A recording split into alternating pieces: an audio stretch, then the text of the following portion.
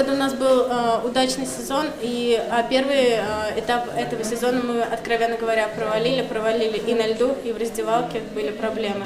И как бы мы хотели доказать в первую очередь сами себе, что мы способны боевой коллектив.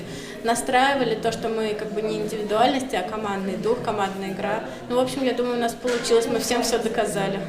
Как бы я всегда в пример ставлю команду «Град», я говорю: девочки, если мы будем тренироваться, мы сможем достичь уровня «Града», будет приятно играть с ними на таком уровне, как бы пробиваться, еще дополнительные турниры искать, везде по России поездим, то есть, ну, девочки хотят играть.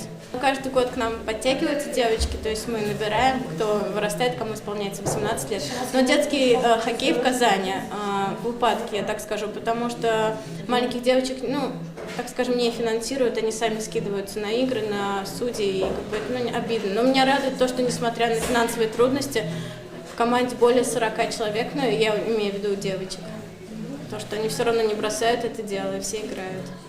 Уже второй этап проходит в Казани в этом году, в этом сезоне. Какие впечатления от турнира, от команд?